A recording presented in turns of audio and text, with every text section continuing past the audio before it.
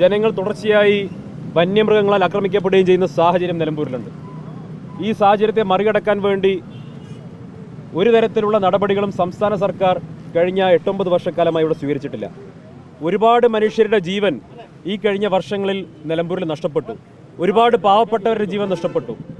സംസ്ഥാന സർക്കാർ ഇക്കാര്യത്തിൽ തീർത്തും നിരുത്തരവാദപരമായിട്ടുള്ള സമീപനമാണ് സ്വീകരിക്കുന്നതെന്ന് ഈ നാട്ടുകാർക്ക്, നിലമ്പൂരുകാർക്ക് അഭിപ്രായമുണ്ട്. പ്രത്യേകിച്ചും ഇന്നലെ ജീവൻ നഷ്ടപ്പെട്ട നമ്മുടെ പ്രിയപ്പെട്ട കുഞ്ഞനുജൻ ഷോക്ക് അടിച്ചിട്ടാണ്, അതായത് KSEBയുടെ ലൈനിൽ നിന്ന് അനധികൃതമായി കറണ്ട് എടുത്തുകൊണ്ട് സ്ഥാപിച്ച ഫെൻസിങ്ങിൽ കാൽ തൊട്ട് അല്ലെങ്കിൽ ശരീരം സ്പർശിച്ചതിൻ്റെ ഭാഗമായി ഷോക്ക് അടിച്ചിട്ടാണ് ആ കൊച്ചനുജന് ജീവൻ നഷ്ടപ്പെട്ടത്. ഒപ്പം പോയിട്ടുള്ള ആ അനന്തുവിൻ്റെ കൂട്ടുകാർക്കും ഗുരുതരമായ പരിക്കുണ്ട് എന്നാണ് മനസ്സിലാകുന്നത്. സ്വാഭാവികമായിട്ടും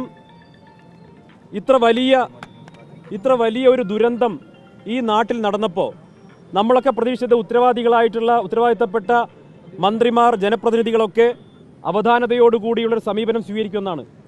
ഞങ്ങളെല്ലാവരും ഇവിടുത്തെ ബഹുമാനപ്പെട്ട UDF സ്ഥാനാർത്ഥി ആര്യടൻ ഷൗക്കത്ത് ഉൾപ്പെടെയുള്ളവർ ഈ വിഷയത്തിൽ ഒരിക്കലും രാഷ്ട്രീയവൽക്കരണത്തിന് തയ്യാറാകാതെ കൃത്യമായിട്ടുള്ള നിലപാട് സ്വീകരിച്ചുകൊണ്ടാണ് മുന്നോട്ട് പോയത്.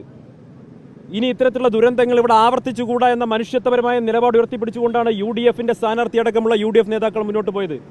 പക്ഷേ ദൗർഭാഗ്യവശാൽ ഈ പ്രശ്നത്തിൽ ഉത്തരവാദിത്ത ബോധം കാണിക്കേണ്ട കേരളത്തിൻ്റെ വനം മന്ത്രി ഈ ദൗർഭാഗ്യകരമായ സംഭവത്തെ രാഷ്ട്രീയവൽക്കരിക്കാനും ഈ സംഭവത്തിൽ രാഷ്ട്രീയ ഗൂഢാലോചന ആരോപിക്കാനും തയ്യാറായത് നിലമ്പൂരിലെ ജനങ്ങളെ ഞെട്ടിച്ചിരിക്കുകയാണ്. നിലമ്പൂരിലെ ജനങ്ങൾ അങ്ങേയറ്റത്തെ പ്രതിഷേധത്തിലാണ്. ഈ ഒരു പാവപ്പെട്ട കുട്ടിയുടെ മരണം പോലും രാഷ്ട്രീയവൽക്കരിച്ചുകൊണ്ട്, ദുഷ്ടലോക്കോടുകൂടി രാഷ്ട്രീയവൽക്കരിച്ചുകൊണ്ട് ഈ തെരഞ്ഞെടുപ്പ് വേളയിൽ അതിനിന്ദ്യമായിട്ടുള്ള പ്രചരണം നടത്തിയിട്ടുള്ള വനം മന്ത്രി നിലമ്പൂർ നിവാസികളോട് മാപ്പ് പറയുക മാത്രമല്ല, അദ്ദേഹം സ്ഥാനം രാജിവെച്ച് പുറത്തു പോവുകയാണ് വേണ്ടത്. ഇത്തരത്തിലൊരു മന്ത്രിയെ എങ്ങനെയാണ് കേരളത്തിന് സഹിക്കാൻ കഴിയുന്നത്?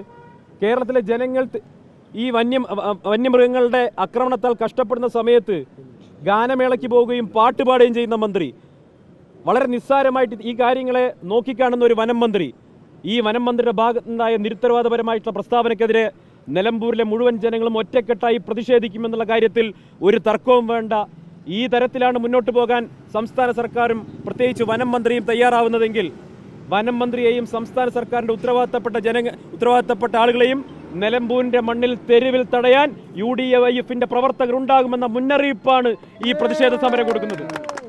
പ്രിയപ്പെട്ടവരെ, ഒരുപാട് മനുഷ്യരുടെ ജീവൻ നഷ്ടപ്പെട്ടു. ഇനിയും കൂടുതൽ ജീവനുകൾ നഷ്ടപ്പെട്ടുകൂടാ.